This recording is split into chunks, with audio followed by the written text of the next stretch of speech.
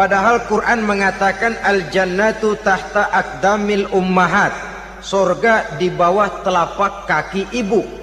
Hadis ini bisa kita artikan macam-macam. Pertama, anak tidak akan mendapat kebahagiaan tanpa ridho daripada ibunya. Kedua, ibu adalah wanita agung yang harus ditaati. Ketiga, neraka atau surga anak bergantung kepada ibu, bagaimana dia mewarnai anak. Kalau ibunya cuek-cuek saja sama anaknya, dan sering jadi contoh klasik, kalau anak ayamnya beduk maghrib belum pulang, satu RT dicariin, hansip diundang, kalau perlu dan ramil dilaporin. Saudara-saudara kaum muslimin rahimakumullah, terutama ibu-ibu yang saya hormati, jadi peranan yang pertama wanita sebagai seorang istri. Yang kedua, wanita sebagai ibu. Ini juga sangat besar pengaruhnya dalam membentuk generasi masa yang akan datang. Bapak, oleh karena kesibukan tugasnya, tentu lebih banyak di luar rumah. Yang nyaris 24 jam di rumah itu ibu. Bagaimana dia merawat anaknya, bagaimana dia menaruh perhatian terhadap anaknya, bagaimana ia melimpahkan kasih sayang kepada anak-anaknya, akan membentuk kepribadian anak dan artinya membentuk generasi yang akan datang. Kalau seorang ibu sudah cuek-cuek saja kepada anaknya, padahal Quran mengatakan al-jannatu tahta aqdamil ummahat, surga di bawah telapak kaki ibu. Hadis ini bisa kita artikan macam-macam. Pertama, anak tidak akan mendapat kebahagiaan tanpa ridho daripada ibunya. Kedua, ibu adalah wanita agung yang harus ditaati. Ketiga, neraka atau surga anak bergantung kepada ibu, bagaimana dia mewarnai anak. Kalau ibunya cuek-cuek saja sama anaknya, dan sering jadi contoh klasik, kalau anak ayamnya beduk maghrib belum pulang, satu RT dicariin, hansip diundang, kalau perlu dan ramil dilaporin. Tapi kalau anak gadisnya jam 12 tengah malam belum pulang, ibu tenang-tenang saja, Pak. Tidak tergerak dan tidak tertarik hatinya. Ya tentu tidak semua. Kalau sudah begitu, bukankah hakikatnya ibu sudah menciptakan neraka buat anaknya sendiri? Khalil Gibran dalam satu tamsil yang indah pernah mengatakan, kalau kita diberikan sebutir mutiara, sebutir intan, dan intan itu sebutirnya sebesar telur ayam, benda yang sangat langka dan berharga, tentu kita sayang intan atau mutiara itu. Kita jaga baik-baik, kita simpan dalam kotak, kotaknya kita kunci, kotak itu kita simpan di dalam lemari, lemarinya kita kunci lagi, lemarinya ada di dalam kamar, kamarnya pakai pintu, pintunya kita kunci lagi. Kamar itu ada dalam rumah, rumahnya pakai pintu, dikunci lagi. Kemudian rumahnya pakai pintu gerbang besar, gerbangnya juga digembok lagi. Untuk menjaga intan itu jangan sampai hilang, begitu usaha kita berlapis-lapis. Dan intan itu sudah diberikan kepada kita, kata Khalil Gibran. Apa dia? Anak-anak yang diamanahkan Allah kepada kita. Itu intan-intan mahal, itu mutiara-mutiara pilihan yang dititipkan dan diamanahkan untuk kita jaga sebaik-baiknya. Haruskah dia sia-sia di tangan kita? Assalamualaikum warahmatullahi wabarakatuh. Ala alihi wa sahbihi ajma'in, amma ba'du. Saudara-saudara kaum muslimin rahimakumullah, salah satu dari misi Islam ialah mengangkat harkat dan martabat manusia yang sebelumnya dibedakan oleh warna kulit, oleh suku bangsa dan bahasa, seluruhnya diikat dengan satu akidah, menghilangkan perbedaan akibat warna kulit, suku bangsa dan bahasa. Termasuk dalam upaya itu betapa Islam telah mengangkat harkat dan martabat kaum wanita. Maka pada pertemuan kali ini kita akan membicarakan tentang peranan wanita sepanjang pandangan agama. Sebelum Islam datang, nasib perempuan nyaris hanya berputar di segitiga saja. Dapur, sumur, kasur. Kasur, sumur, dapur. Seolah-olah wanita terpaut dengan 3 itu tadi. Seolah-olah wanita tidak bisa berbuat lebih banyak daripada itu. Bahkan di tengah masyarakat jahiliyah, bayi perempuan mendatangkan aib sehingga mereka lalu dikubur hidup-hidup. Maka datang Islam dengan tegas mencanangkan satu revolusi yang mengangkat harkat dan martabat kaum wanita. Nabi bersabda, "An-nisa'u imadul bilad.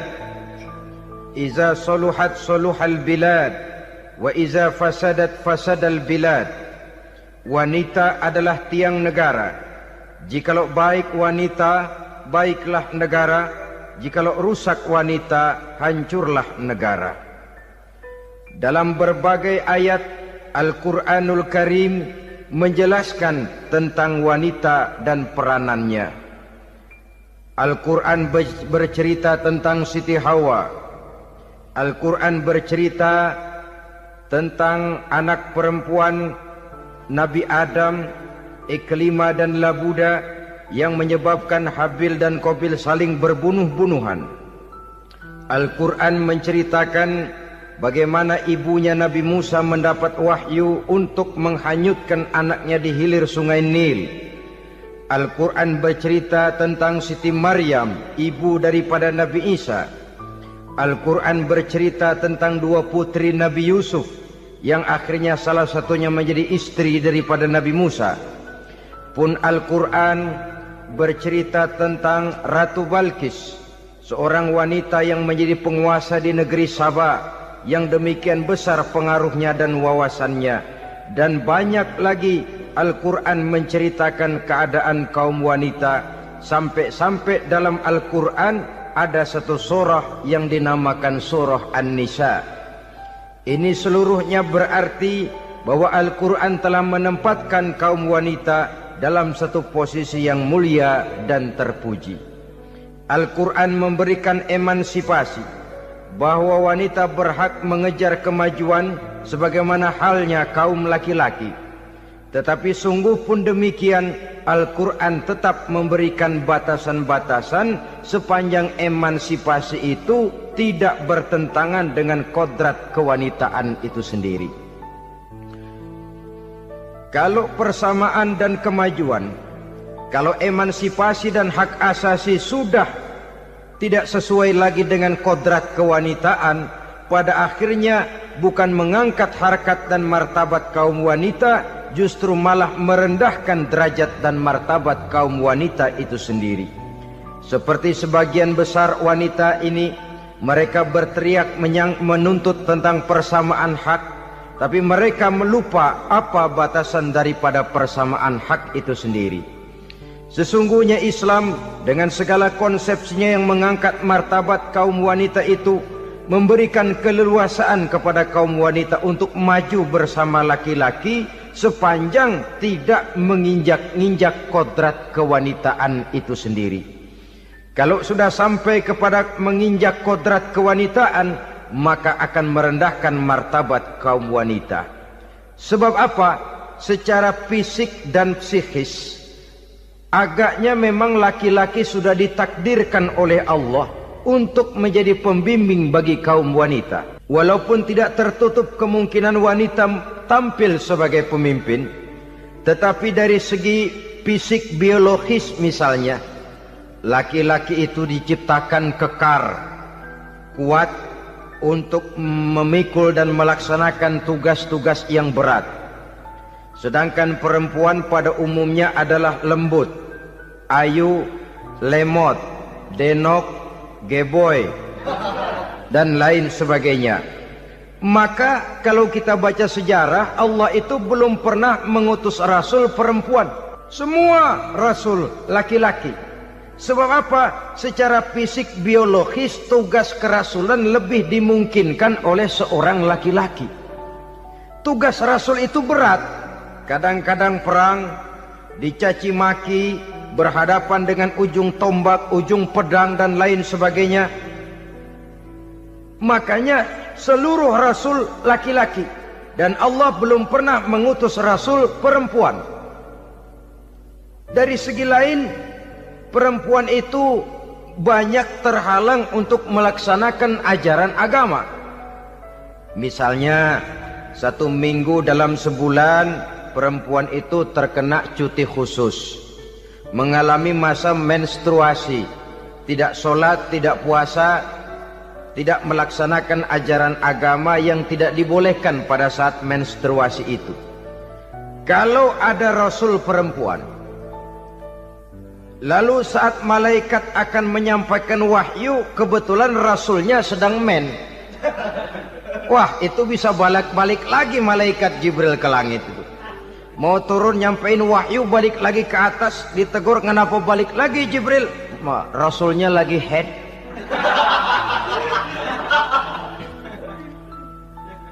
Atau pada saat agama dalam bahaya, agama dalam hinaan, agama dalam ancaman, rasulnya perempuan kebetulan sedang hamil besar. Apa lalu perang ditunda?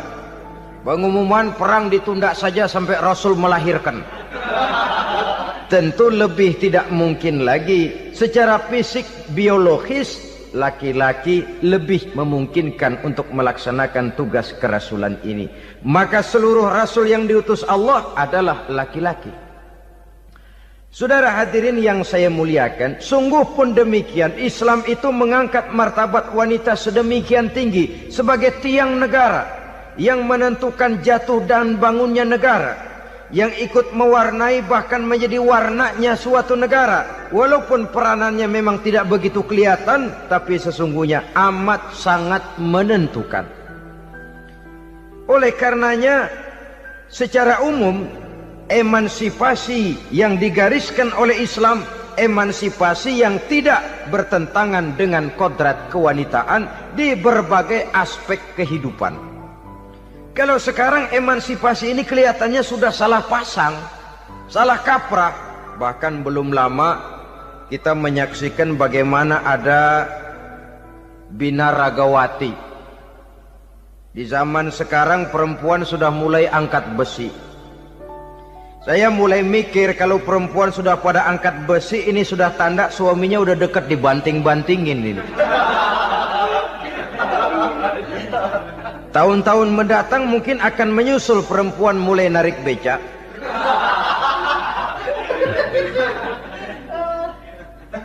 Nampaknya kan sudah tidak lagi mengindahkan kodratnya sebagai wanita.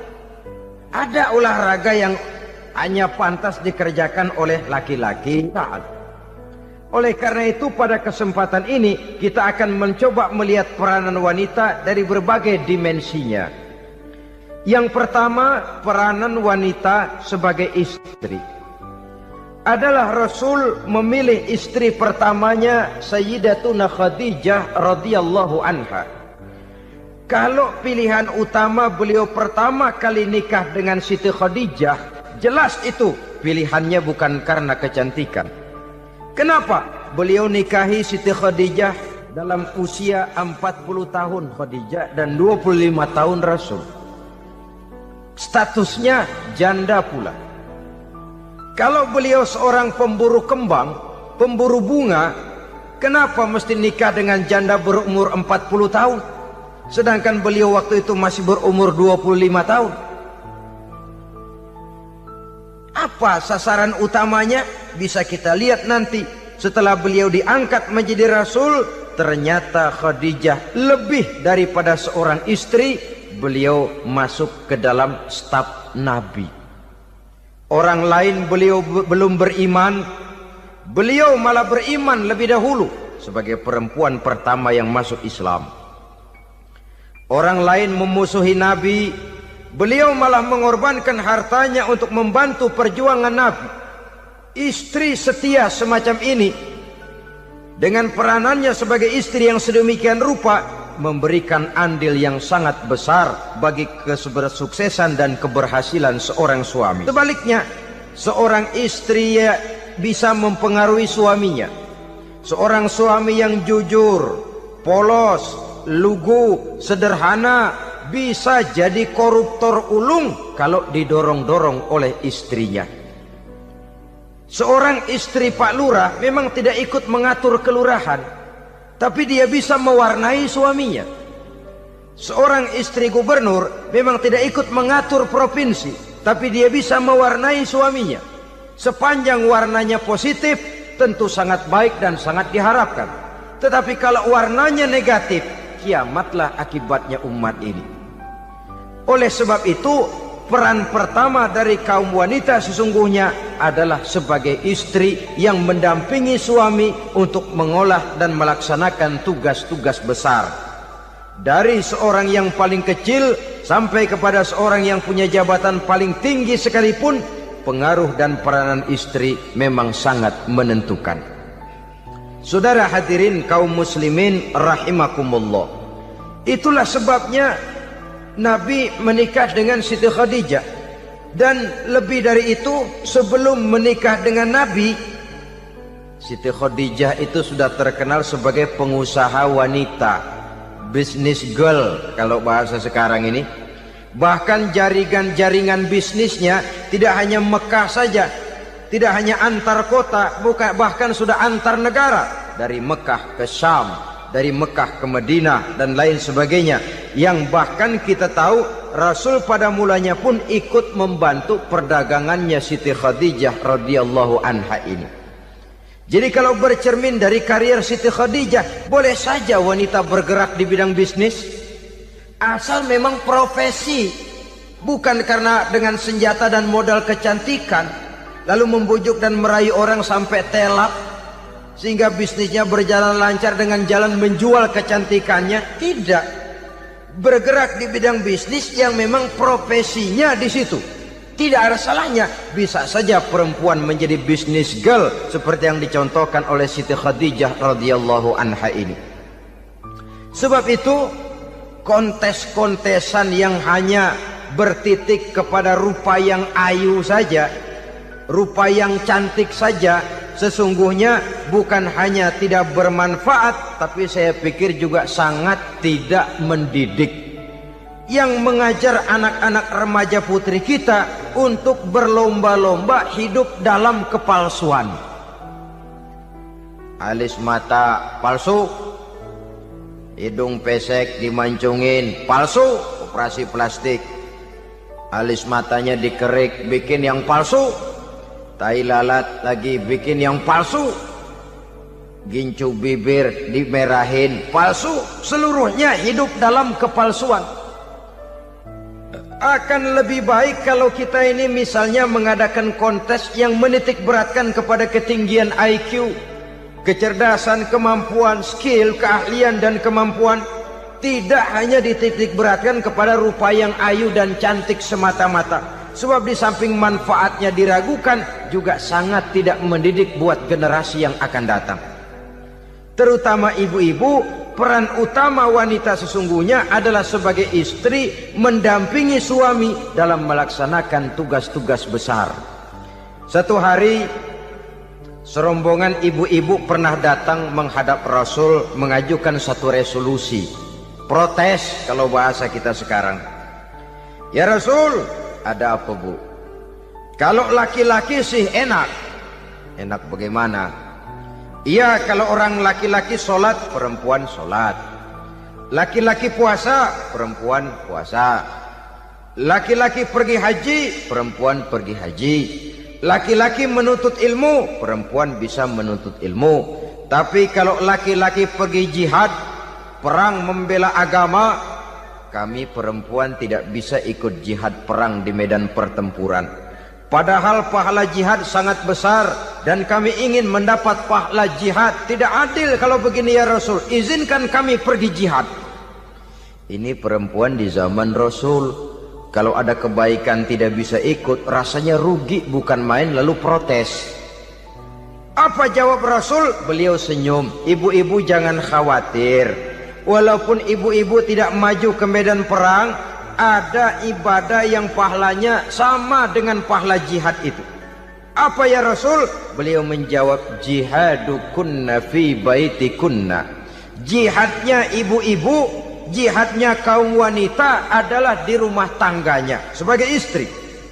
Memasak makanan suaminya, mencuci pakaian istrinya, mengasuh, merawat dan membesarkan anak-anaknya, itu seluruhnya bagian daripada ibadah yang pahalanya tidak kurang dengan pahala jihad. Kenapa? Al-Quran itu memberikan sesuatu sesuai dengan kedudukannya. Kalau perempuan pergi perang jihad membela agama, musuhnya laki semua, kayak apa perangnya? Itu musuhnya bisa nggak mau pakai pedang, perangnya udah gulat aja udah.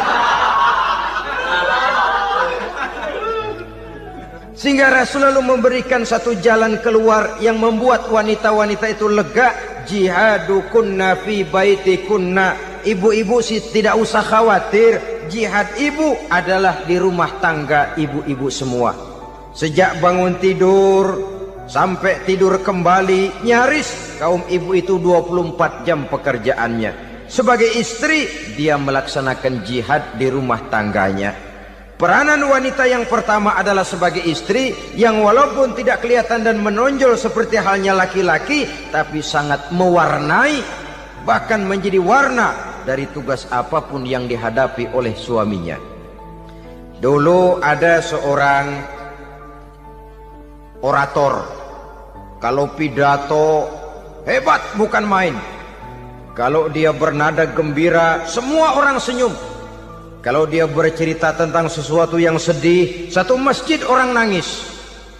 Orang tanya kepadanya, Pak, bisa pidato begitu hebat, siapa yang bikin? Ya saya sendiri. Istrinya dari belakang bilang, tidak, yang bikin pidatonya hebat saya. Kata suaminya, mana bisa, saya, kata istrinya. Kalau saudara tidak percaya, tunggu Jumat depan, dia khutbah Jumat, saya akan bikin khutbahnya tidak hebat, kata istrinya. Sudah hari Rebo, siap-siap mau bikin konsep khutbah, baru mau nulis, datang istrinya, Bang, tolong pegangin anak, saya mau ke warung. Mau bikin konsep lagi, kata istrinya, Bang, tolong ini, tolong itu, tolong ini. Sampai mau berangkat khutbah Jumat, khutbah belum selesai dibikin. Begitu naik mimbar, kehabisan bahan. Sudah 10 menit masih ama bakdu.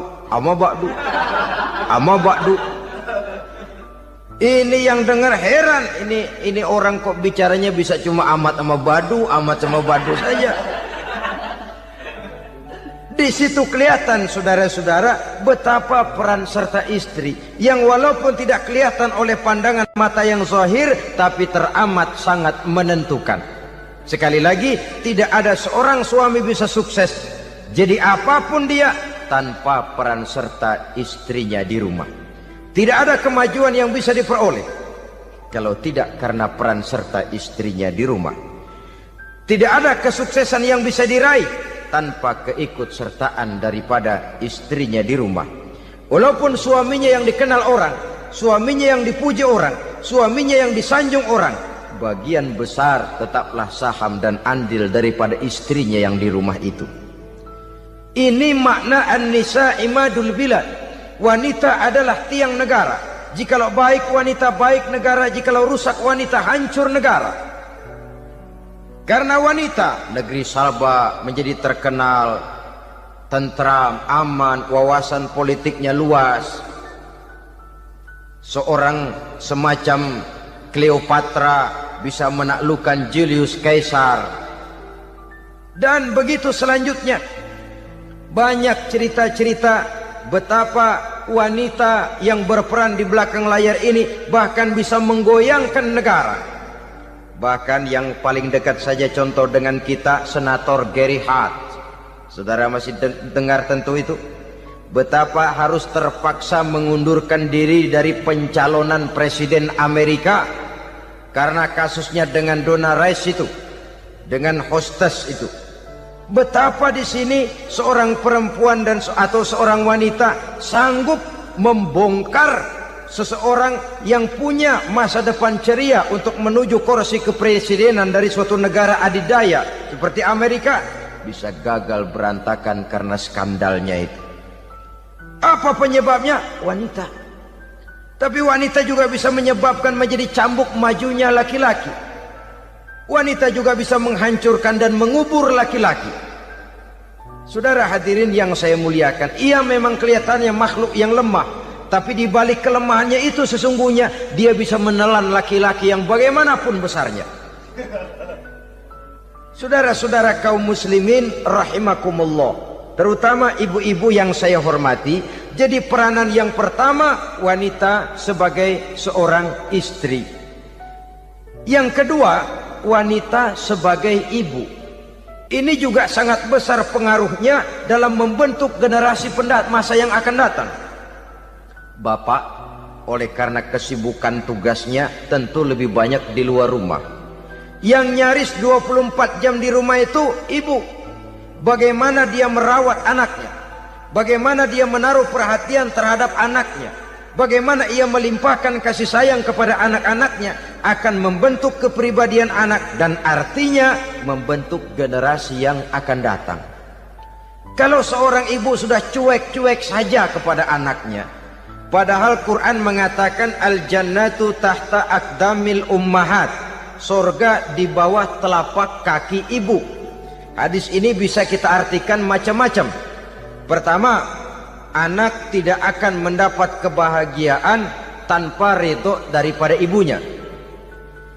Kedua, ibu adalah wanita agung yang harus ditaati. Ketiga, neraka atau surga anak bergantung kepada ibu, bagaimana dia mewarnai anak. Kalau ibunya cuek-cuek saja sama anaknya, dan sering jadi contoh klasik, kalau anak ayamnya beduk maghrib belum pulang, satu RT dicariin, hansip diundang, kalau perlu dan ramil dilaporin. Tapi kalau anak gadisnya jam 12 tengah malam belum pulang, ibu tenang saja Pak. Tidak tergerak dan tidak tertarik hatinya. Ya tentu tidak semua. Kalau sudah begitu, bukankah hakikatnya ibu sudah menciptakan neraka buat anaknya sendiri? Khalil Gibran dalam satu tamsil yang indah pernah mengatakan, kalau kita diberikan sebutir mutiara, sebutir intan, dan intan itu sebutirnya sebesar telur ayam, benda yang sangat langka dan berharga, tentu kita sayang intan atau mutiara itu. Kita jaga baik-baik, kita simpan dalam kotak, kotaknya kita kunci, kotak itu kita simpan di dalam lemari, lemarinya kita kunci lagi, lemarinya ada di dalam kamar, kamarnya pakai pintu, pintunya kita kunci lagi. Kamar itu ada dalam rumah, rumahnya pakai pintu, dikunci lagi. Kemudian rumahnya pakai pintu gerbang besar, gerbangnya juga digembok lagi.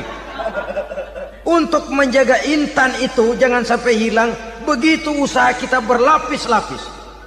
Dan intan itu sudah diberikan kepada kita, kata Khalil Gibran. Apa dia? Anak-anak yang diamanahkan Allah kepada kita. Itu intan-intan mahal, itu mutiara-mutiara pilihan yang dititipkan dan diamanahkan untuk kita jaga sebaik-baiknya. Haruskah dia sia-sia di tangan kita? Haruskah dia merana jatuh di tangan ibu yang tidak punya tanggung jawab? Saudara hadirin yang saya muliakan, oleh karenanya peranan sebagai ibu ini sangat menentukan bagi pembentukan generasi yang akan datang. Salah ibu mengarahkan anak, akan lahir generasi mendatang yang tidak kita harapkan. Sehingga Nabi bersabda, kullu mauludin yuladu 'alal fitrah fa abawayhi yuhawwidanihi aw yunassiranihi aw yumajjisanihi. Setiap bayi dilahirkan dalam keadaan suci, setiap bayi dilahirkan dalam keadaan bersih, tidak punya dosa. Islam tidak mengenal dosa warisan. Semua saja bayi lahir dalam keadaan suci dan bersih. Kalau demikian lalu bagaimana? Kata Nabi, ibu bapaknya lah yang kelak akan menjadikan anak itu sebagai Yahudi, yang kelak menjadikan itu anak itu sebagai Nasrani, atau menjadikan anak itu sebagai Majusi. Ibu bapaknya yang mewarnai anak. Ibaratnya anak itu kertas putih, mau ditulis tinta hijau warnanya hijau, mau ditulis tinta merah warnanya merah, mau ditulis tinta hitam pun warnanya hitam. Oleh karena itu pembentukan anak yang soleh secara mental sesungguhnya sudah diwarnai oleh kebiasaan ibu bapak dalam pergaulan di rumah tangganya secara mental.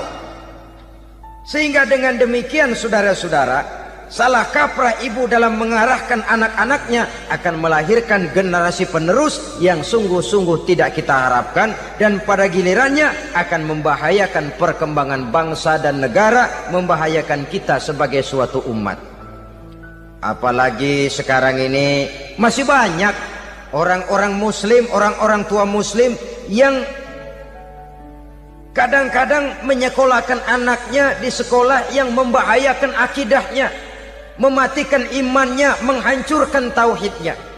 Pokoknya asal bonafid keluar sekolah ada jaminan lapangan kerja, perkara anak mau kafir mau murtad bukan urusan. Alangkah ironi dan sangat menyedihkan. Saudara-saudara yang saya hormati, jadi dari segi kaum wanita peranan ibu sangat besar. Dari segi anak, ketaatan kepada ibu, doa restu ibu akan membawa kepada kebahagiaan hidup. Doa ibu mustajabah, kutukan ibu manjur.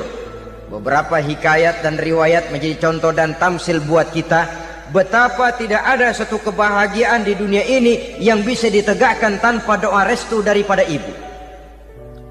Pantas kalau dalam Al-Quran ada Ummul Kitab, ibunya atau induknya kitab. Tiap negara punya ibu kota, bapak kota tidak ada. Lalu lagi wawasan Nusantara disebut Ibu Pertiwi, Bapak Pertiwi kemana tahu. Saudara hadirin yang saya muliakan, lalu dalam peringatan hari-hari besar nasional ada yang namanya Hari Ibu. Hari Bapak nggak pernah diperingati. Ada Hari Ibu, dan ibu itu pun ada Ibu Kartini, ada Ibu Dewi Sartika, dan macam-macam lagi yang seluruhnya merupakan refleksi dan gambaran betapa peranan kaum wanita di dalam kehidupan ini yang memang banyak mewarnai dan menjadi warna dari suatu kegiatan.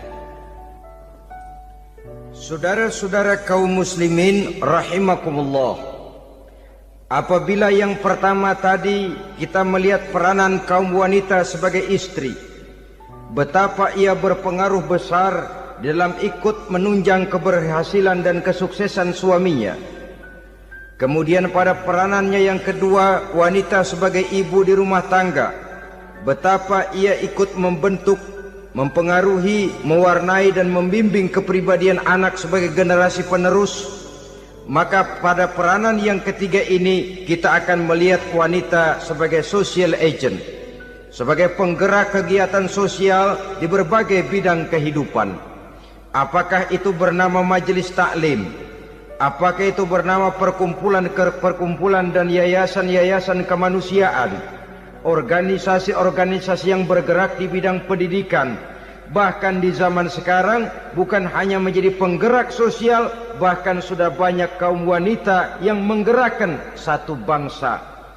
Dunia mengenal Margaret Thatcher, dunia mengenal Indira Gandhi, dunia mengenal Bandara Naike, dunia mengenal Corazon Aquino, dunia mengenal Golda Meir dulu itu dari Israel. Dunia mengenal Imelda Marcos yang ambisius, tapi yang kemudian melangkah kepada jalan yang negatif dari tujuan semula.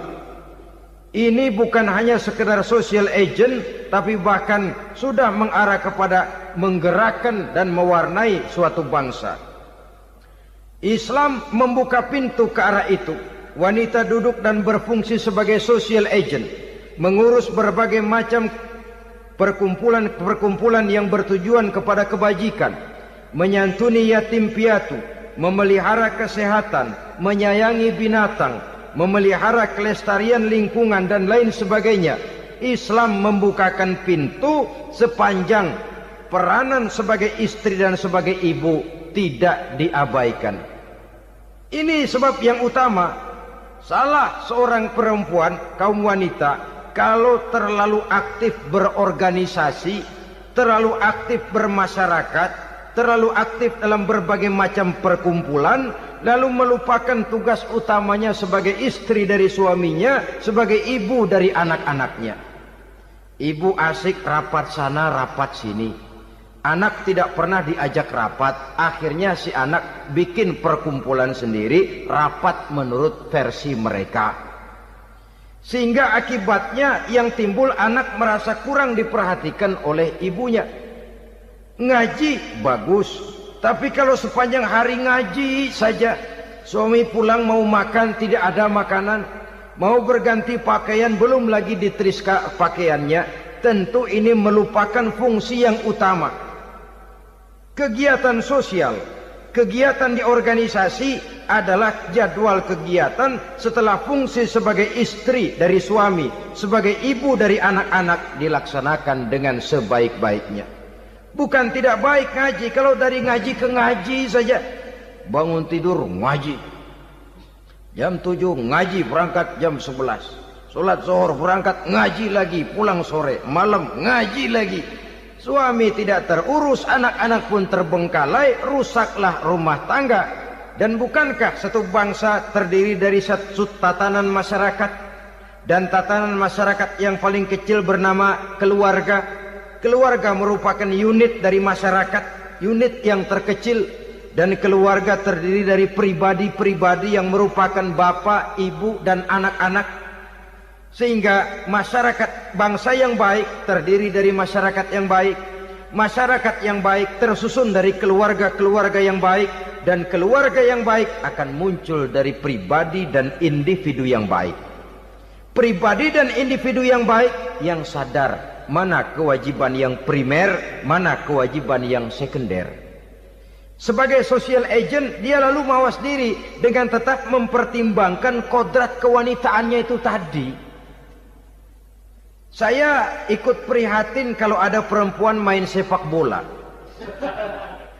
Dan saya yakin betul kalau perempuan main sepak bola, yang nonton pasti bukan nonton bola. Ya mungkin bola juga, tapi bola yang mana? Itu wallahu a'lam. Boy, ya dicari olahraga yang sesuai dengan kodrat kewanitaan begitu. Dicarilah olahraga yang sesuai dengan kodrat kewanitaan. Sepak bola sudah maju, ya belakangan saya katakan tadi muncul lagi wanita angkat besi. Belakangan bisa kita bayangkan wanita main tinju. Babak belur sudah kalau sudah begitu. Kemajuan dengan melupakan kodrat kewanitaan akan menyengsarakan kaum wanita itu sendiri. Silahkan maju menjadi social agent, menjadi penggerak di masyarakat. Para istri Rasul bisa kita jadikan satu figur. Siti Khadijah, figur sebagai istri pendamping yang setia. Dikala suaminya bingung, ia tampil memberikan pandangan. Dikala suaminya bingung, ia memberikan tanggapan. Dikala suaminya dimusuhi orang, ia menampakkan kesetiaannya. Kau tidak sendiri bang, aku di sisimu. Dikala jiwanya gelisah ketika pertama kali menerima wahyu berhadapan dengan malaikat Jibril, Khadijah yang menghibur. Kalla ma yukhzikallahu abada. Tidak apa-apa bang, Allah tidak akan menyusahkan kau untuk selamanya. Tenang sajalah, tenang. Abang orang baik-baik, Allah tidak akan menyengsarakan abang. Peran sebagai istri. Dan Rasul mantap. Sehingga bertahun setelah Khadijah wafat, selalu terkenang dan dikenang oleh Rasul. Pernah satu saat beliau itu seperti orang melamun. Aisyah tanya, kok seperti ngelamun bang? Iya, kata Rasul, saya seperti mendengar suara terompahnya Khadijah di surga. Padahal Khadijah sudah lama wafat. Aisyah mendengar itu rada sedikit manyun. Kata Aisyah, bang cukup sekali ini saja, jangan sebut-sebut lagi nama itu ya. Cemburu rupanya. Ya soal cemburu sih nggak bini Nabi, nggak bini kita, namanya cemburu. Perempuan mesti ada. Apa jawab Rasul? Ya Humairah, Aisyah, haruskah saya melupakan seseorang yang dikala orang lain memusuhi saya, dia mati-matian membela saya. Dikala orang lain mau membunuh saya, dikorbankan hartanya untuk membantu perjuangan saya. Mestikah saya melupakan orang yang begitu baik? Tidak, Aisyah. Sepanjang nafas masih ada, sepanjang itu saya tidak akan bisa melupakan Khadijah sayang. Peran sebagai istri Khadijah ini, peran sebagai istri. Suaminya bingung, istrinya memberikan hiburan. Kadang kan tidak, suami bingung, istri bingungan lagi. Ya sudah, mari ramai-ramai kita bingung sudah. Bukan mencari jalan keluar, yang sudah bingung malah ditambahin bingung lagi. Saudara hadirin yang saya hormati, lalu figur Siti Aisyah, muda, cantik, kreatif, cerdas. Kalau bahasa sekarang barangkali wanita karier ini. Ini figur-figur loh. Jadi punya keistimewaan masing-masing, sehingga ada pilihan. Ya tentu orang mencari istri itu kan karena ada dasar pilihan. Mungkin rupanya kurang menarik tapi akhlaknya bagus. Mungkin akhlaknya sedang-sedang saja tapi potongannya cakep. Masih ada pilihan. Sudah potongan jelek, akhlak bejat. Emangnya lu milih merem tempo hari ya?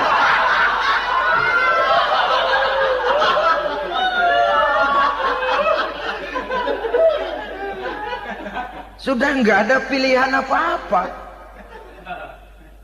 Lalu ada istri yang punya keistimewaan karena sifatnya yang sabar. Ada yang wataknya itu pemurah. Ada yang sifatnya itu belas kasih. Pendeknya, dari istri-istri Rasul kita bisa menemukan figur-figur wanita teladan. Sehingga keliru kalau kaum orientalis barat mengatakan Rasulullah itu katanya sesungguhnya adalah seorang seks mania. Istrinya banyak. Oh ini memang bajingan ini orientalis ini. Kalau Rasulullah itu seorang seks mania, tentu yang dinikahinya itu pertama jelas gadis semua, yang kedua tentu cantik-cantik semua. Dari istri-istri beliau yang dikawininya dalam keadaan gadis cuma Siti Aisyah. Selebihnya janda. Apa pertimbangannya? Menyantuni yatim-yatimnya, mengayomi janda-janda yang ditinggal suaminya gugur di medan perang, untuk memperkuat keimanannya. Itu pilihan utama Rasul. Kita sekarang ini ya ngakunya sih ikut sunnah Rasul, cuma sunnahnya urusan kawin melulu. Ada duit sedikit, kawin maning, kawin maning. Ditanya orang kenapa kawin melulu, sih mas sunnah Rasul. Bukan main. Kalau sudah urusan kawin pahlawan betul sunnah Rasul. Padahal kawin lagi dalam Islam itu sungguh pun boleh, tapi tidak diperintah. Tidak diperintah, memang cuma boleh. Itu kalau dalam pesawat itu cuma semacam emergency exit lah ya. Yang tidak boleh sembarang waktu bisa dibuka. Kalau memang sanggup berlaku adil, tafadhol. Kalau tidak, satu juga nggak habis. Lagian saya kira perempuan itu kan cuma perbedaan rupa saja, perbedaan selera saja. Seperti singkong dengan sate, bedanya kan cuma di tenggorokan. Kalau sudah masuk ke perut, kenyangnya kan sama. Perempuan cuma berbeda dalam selera, rasanya barangkali ya, barangkali.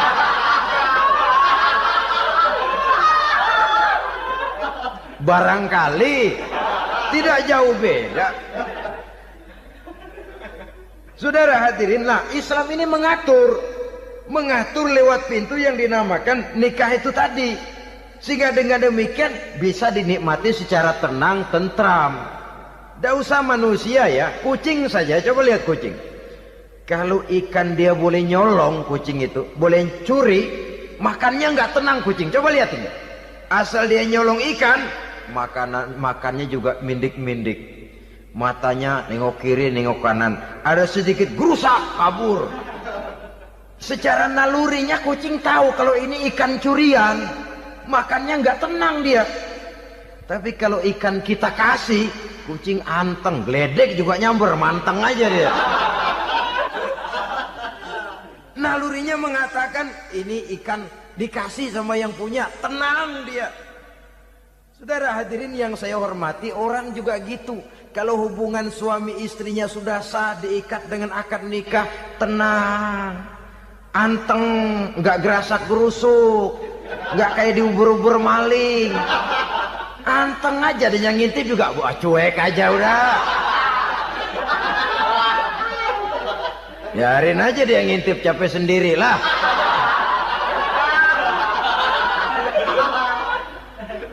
Tapi kalau nyuri-nyuri, coba lihat dah. Mana di kebun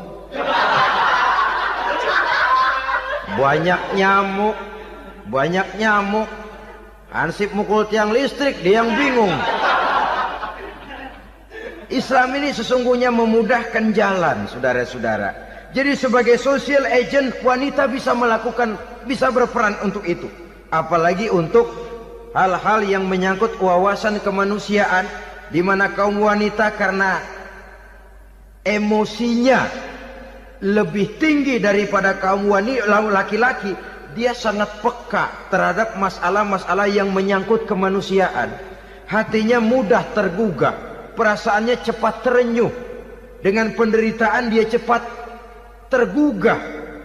Dia bisa menjadi social agent tanpa harus melupakan fungsi utama sebagai istri dan sebagai ibu dari anak-anaknya, sebagai istri dari suaminya. Saudara hadirin yang saya muliakan, dahulu Al-Quran pernah menceritakan betapa istri-istri pembesar di istana mewah di zaman Nabi Yusuf, kalau istilah sekarang nyonya-nyonya jet set, nyonya-nyonya VIP, betapa mereka mau memporak-porandakan keimanan seorang pemuda seperti halnya Nabi Yusuf alaihi salam. Dan Nabi Yusuf kemudian ternyata tidak mau jadi gigolo yang kerjanya hanya menyenangkan wanita-wanita jet set kelas VIP ini tadi. Sesungguhnya ini cuma satu simbol yang kejadiannya bisa saja terjadi pada zaman modern dalam versi dan kondisi yang berbeda. Namun bagaimanapun juga wanita dengan peranannya sebagai social agent, sebagai penggerak masyarakat, sangat besar pengaruhnya dalam ikut mewarnai perkembangan suatu negara. Seorang suami perlu memberikan dorongan kalau istrinya aktif di bidang sosial, asal dengan catatan saja, fungsi sebagai istri, fungsi sebagai ibu jangan sampai terlantar karenanya. Bahkan saya katakan tadi, di zaman sekarang wanita tidak lagi hanya berfungsi sebagai social agent, bahkan sebagai national agent, penggerak dari satu bangsa. Muncul wanita-wanita yang jadi menteri, yang jadi anggota DPR, bahkan yang jadi kepala desa dan lain sebagainya. Secara umum memang ar-rijal qawwamuna 'alan nisa. Laki-laki adalah pembimbing bagi kaum wanita karena kelebihan fisik biologis, kelebihan kemampuan intelektual dan lain sebagainya. Namun wanita pun boleh saja menjadi social agent sepanjang catatan yang saya sampaikan tadi. Jangan sampai melupakan kodrat kewanitaan, jangan sampai mengalahkan fungsi sebagai istri dari suaminya, sebagai ibu daripada anak-anaknya. Nah, kemudian fungsi yang keempat di bidang ilmu pengetahuan. Islam memberikan kesempatan yang sama kepada kaum wanita. Thalabul ilmi faridatun ala kulli muslimin wa muslimatin. Menuntut ilmu itu wajib hukumnya bagi orang Islam, baik laki-laki maupun perempuan. Sampai dibentuk kalimat pengecua khusus ini, muslimin wa muslimatin, bagi muslim laki-laki, bagi muslim perempuan. Dan alhamdulillah, kalau dulu di zaman Raden Ajeng Kartini, nasib perempuan berada di balik pintu yang digembok rapat-rapat, siklusnya berputar cuma sumur, dapur, kasur, kasur, sumur, dapur, dapur, sumur, kasur. Melingkar di situ-situ saja peranan kaum wanita. Memberontak jiwa Raden Ajeng Kartini, menuntut persamaan bahwa wanita berhak maju sama dengan laki-laki. Entah Islam sejak 14 abad yang lalu sudah mencanangkan ini, menuntut ilmu wajib bagi laki-laki dan perempuan beragama Islam. Orang Islam baik dia laki-laki, baik dia perempuan, wajib menuntut ilmu. Ilmu dalam artian umum, tidak hanya sekedar fikih tauhidnya, ya di bidang kedokteran, di bidang teknik, di bidang hukum dan lain sebagainya. Ini yang perlu dibanggakan. Kalau perlu, ini yang perlu diadakan kontes. Kontes IQ. Wanita yang paling berprestasi di bidang ilmiah. Wanita yang punya prestasi di bidang menjaga kelestarian lingkungan hidup. Wanita yang punya prestasi menggerakkan sosial, menyantuni yatim piatu, memelihara kesehatan. Adakan kontes macam itu untuk mendorong.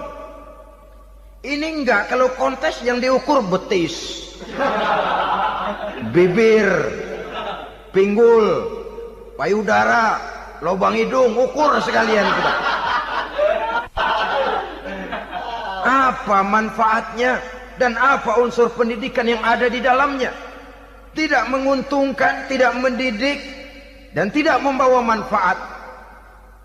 Kecuali lalu yang timbul pola hidup konsumen, pola hidup konsumer, pola hidup yang material, pola hidup yang wah, pola hidup yang gemerlapan.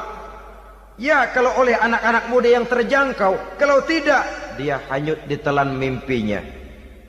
Dia ingin bergaya hidup jet set, sementara dia dihadapkan oleh kenyataan bahwa dia tinggal di kampung, ibu bapaknya orang kampung, dan lain sebagainya. Jiwanya berontak, terjadilah kegalauan, terjadilah kerancuan, terjadilah komplikasi, perang di batin antara keinginannya dengan lingkungan nyata yang dihadapinya. Dan kalau sudah ada gejala semacam itu, penyakit-penyakit kejiwaan akan mudah muncul. Ini gejala terutama buat orang-orang yang tinggal di daerah transisi. Kota besar bukan, kampung banget juga enggak, daerah cekak. Akibatnya gayanya ya sering gaya enggak karu-karuan, gaya kepalang tanggung jadinya. Saudara hadirin yang saya muliakan, akhirnya apa? Santri tapi lagunya kayak koboi. Koboi tapi sesungguhnya santri. Saudara hadirin yang saya hormati, maka di bidang ilmu pengetahuan wanita mempunyai peranan yang sangat besar. Dia bisa tampil dengan karya-karya ilmiahnya yang membawa manfaat bagi perkembangan agama, bangsa dan negaranya. Majulah kaum wanita dengan ilmu pengetahuan, tuntutlah ilmu seluas-luasnya.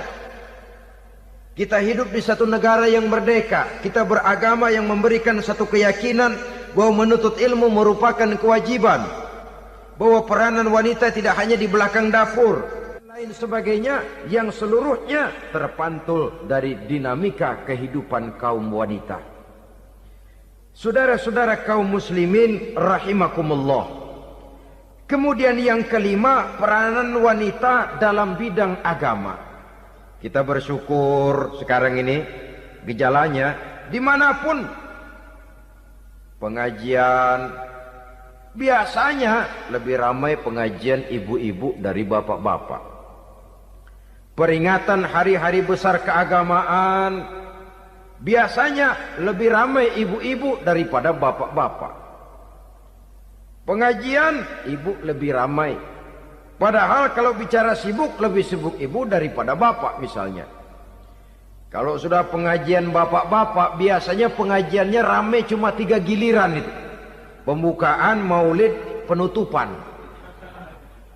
Kalau sudah yang rutin pengajian tiap minggu, 3 pojok yang ngaji. Yang atuh nguap, yang atuh pules, yang atuh ngiler.